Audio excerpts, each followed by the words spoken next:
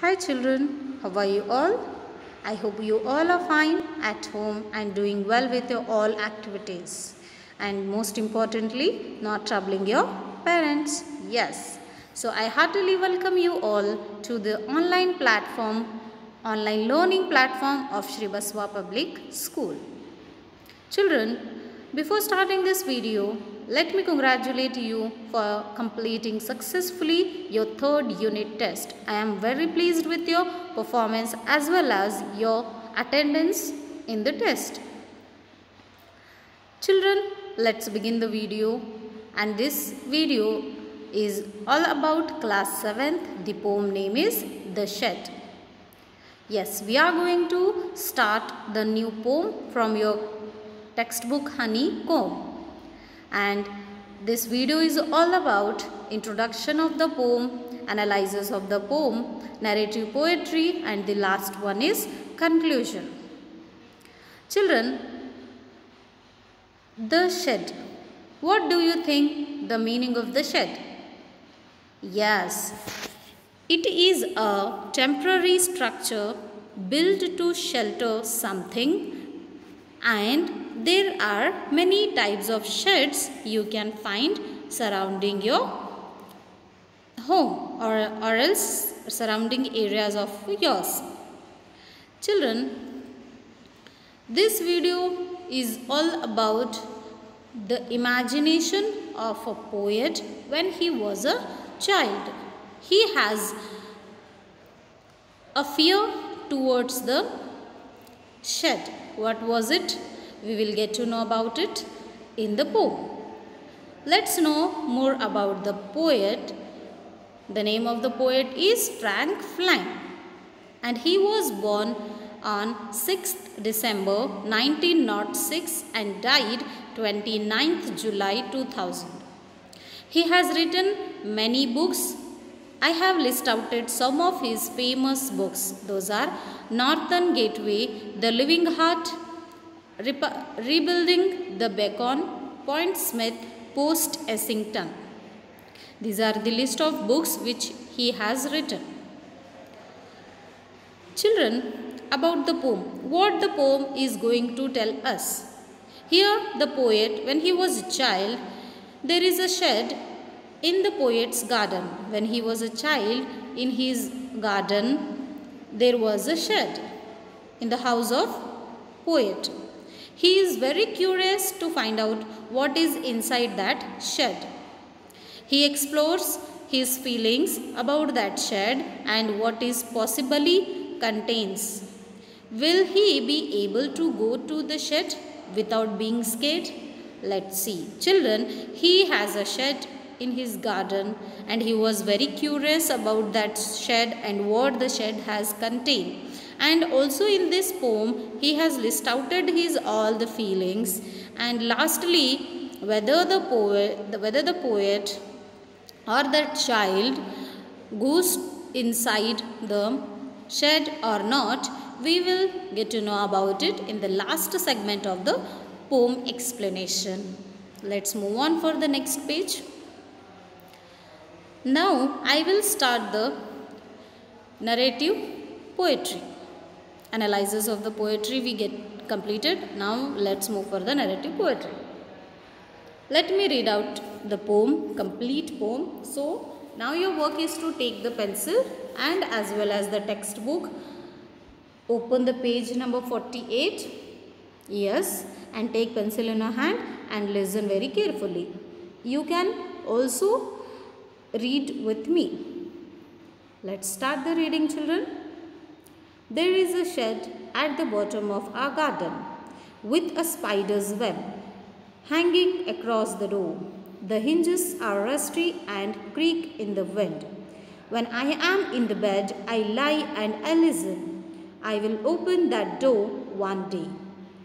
There is dusty old window around at the side with 3 cracked panes of glass. I often think there is someone staring at me.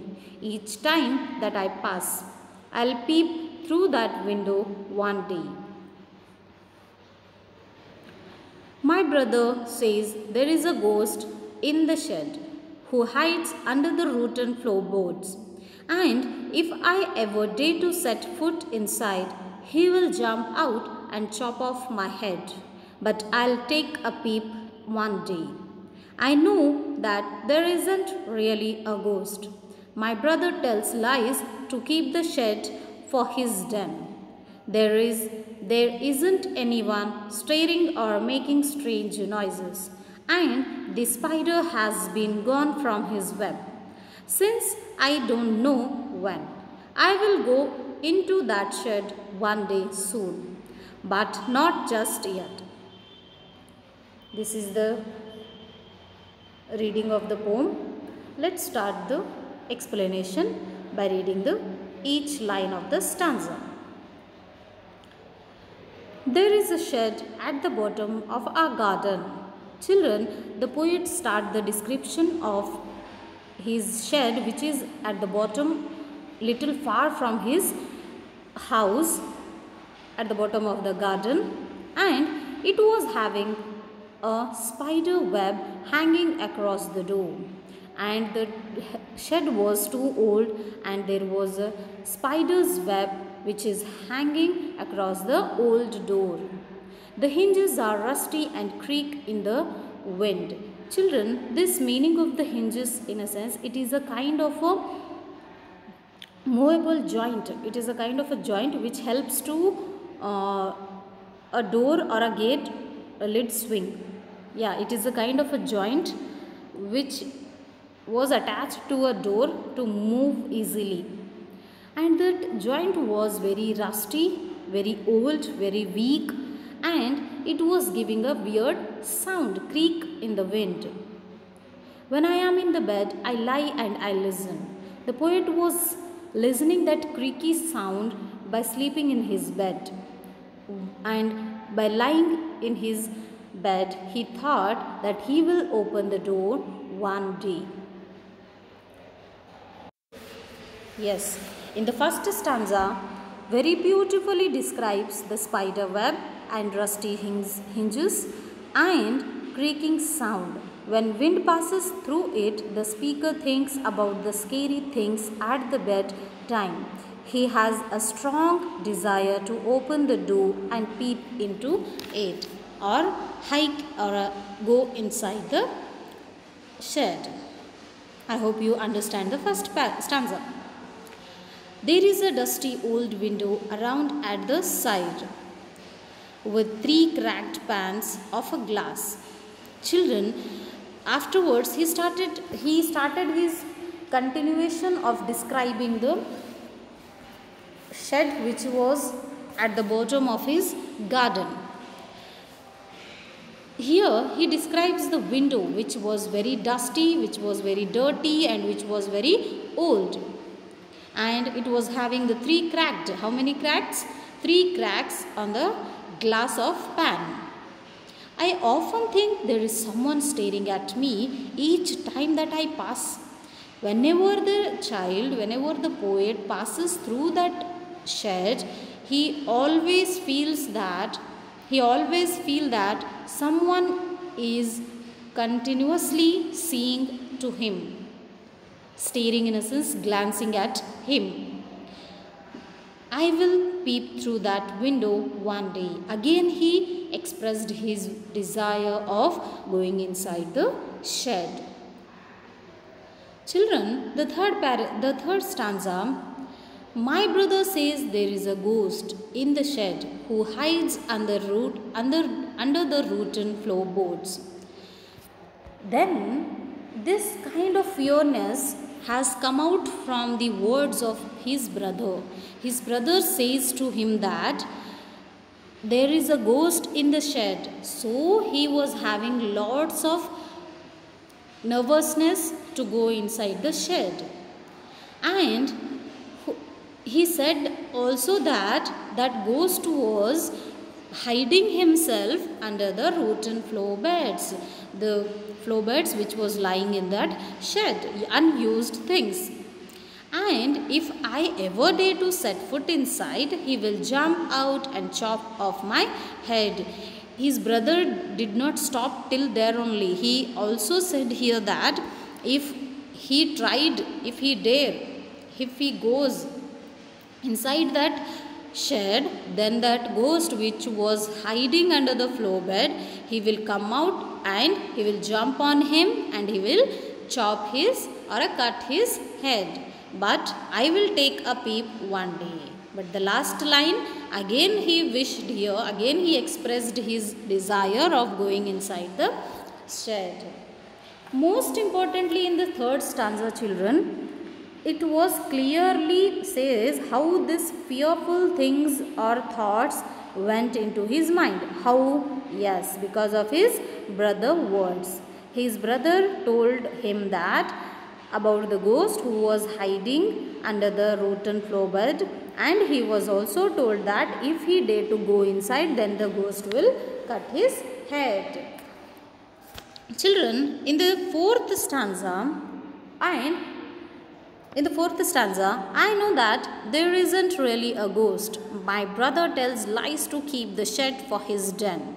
Yes, I refers to the poet, a child. Yes, the poet, when he was a child, his imagination he is giving out through this poem to us. So, when the poet was a child, he said that when my brothers tell all these stories, I got to know about that he was lying in front of me. And why he was lying in front of me? Because he want to keep all his belongings in that shed. There isn't anyone staring or making strange noises, and the spider has been gone from his web. And he was also knowing that there was no one in that shed and no one making the sound and no one staring at him. And also he know that the child knows that the spider has been gone from that web. Since I don't know when, I will go into that shed one day soon, but not just yet. Children, yes, after knowing all the things, again he desired here going inside the shed, but not now. One day he will go and he will peep into that shed very soon. Children, here the concluding part or the last stanza says that the speaker knows there is no one inside that shed, and he convinces himself, he is trying to convince himself that his brother told him lie to keep his shed for the shelter. Children, in this poem we have two situations. First one is in the first stanza. I'll go out for the first stanza. Wait, yeah. This stanza is a beautiful imagination of a poet. Yes, this in the first stanza the poet he was successful in bringing the image of shed, abundant shed, in front of the eyes of the readers. Children, when I was explaining to you, have you got the imagination of the shed? Old shed, broken shed? Yes.